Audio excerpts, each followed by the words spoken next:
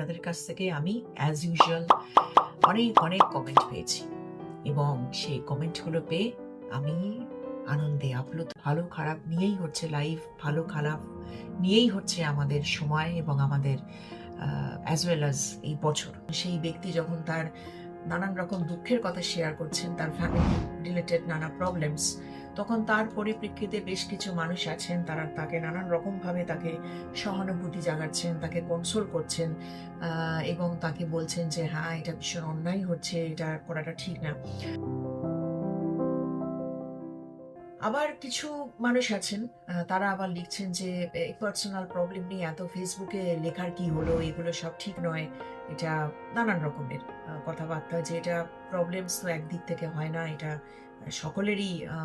তার মধ্যে কিছু না কিছু রিলেটেড ব্যাপার থাকে। তো সেই ধরনের নানান রকমের কমেন্ট। এবং আবার এটাও দেখা গেছে যে যখন ধরুন কেউ তার গুড টাইম, ধরুন সে একটা বাড়ি কিনেছে বা সে একটা গাড়ি কিনেছে, সেটা যখন সে ফেসবুকে দিচ্ছে,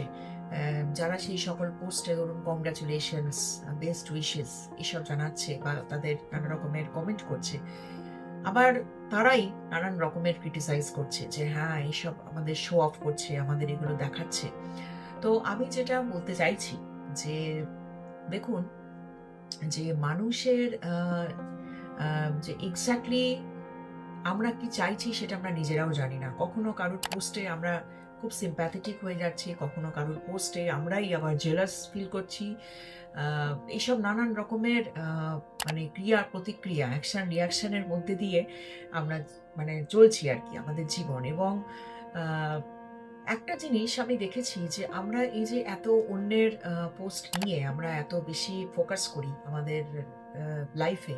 কে কি করছে এবং কে কি বলছে সেগুলো নিয়ে এত ফোকাস করছি। আপনারা দেখবেন, আমি এটা খুব আমার নিজের একটা কথা বলছি, এটা আপনারাও দেখতে পারেন, এটা আপনাদের কিরকম এক্সপিরিয়েন্স হচ্ছে বা আপনারা কিরকম অনুভব করলেন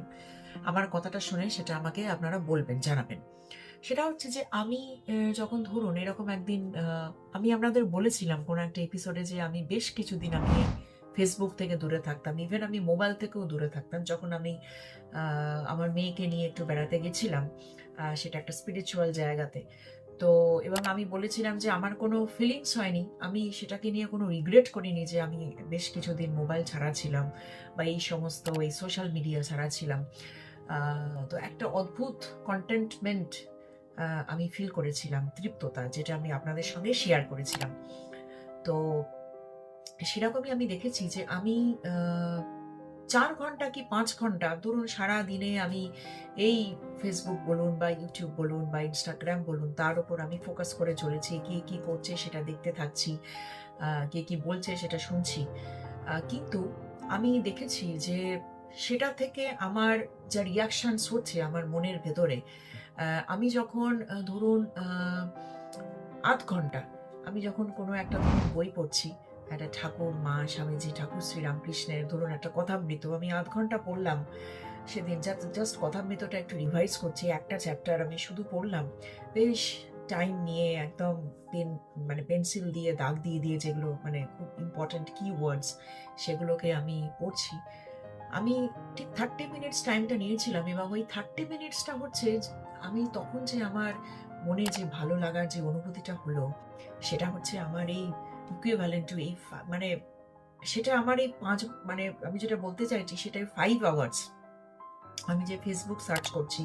বা সোশ্যাল মিডিয়া অ্যাক্সেস করছি, সেটা আমাকে সেই আনন্দটা কিন্তু সেখান থেকে আমি পাচ্ছি না, পেতে পারছি না। কিন্তু এটা আমার নিজের, এটা একদম আমার পার্সোনাল ফিলিংস। তাই আমার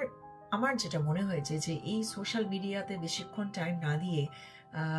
আমি নিজে কি করছি, আমার নিজেকে কি করে আমি ভালো রাখতে পারবো, কি কি ধরনের কাজ করলে আমি ভালো রাখতে পারবো, সেই দিকে যদি একটুখানি ফোকাস করা যায়,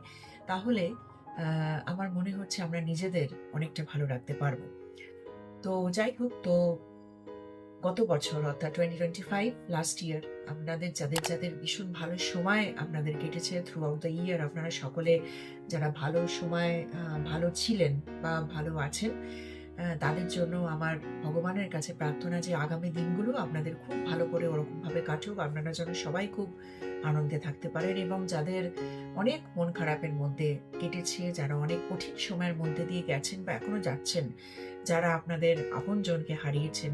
তাদের জন্যও আমি ঈশ্বরকে এটাই জানাবো, প্রার্থনা করব যে আহ, এই কঠিন পরিস্থিতি ফেস করার জন্য যে শক্তি দরকার, সেটা যেন ঈশ্বর আপনাদের সেই শক্তি উনি দিতে পারেন, এবং আপনারা যেন স্মুথলি আপনারা আপনাদের কঠিন বাস্তবকে আপনারা যেন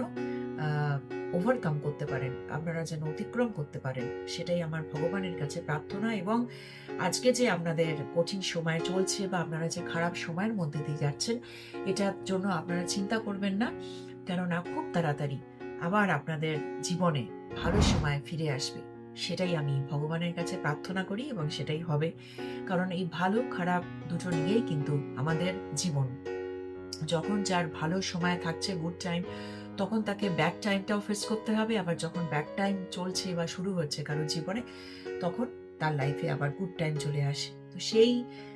আশা নিয়েই আমাদের চলতে হয়, এবং আমাদের লাইফ সেইভাবেই কিন্তু মুভ করছে।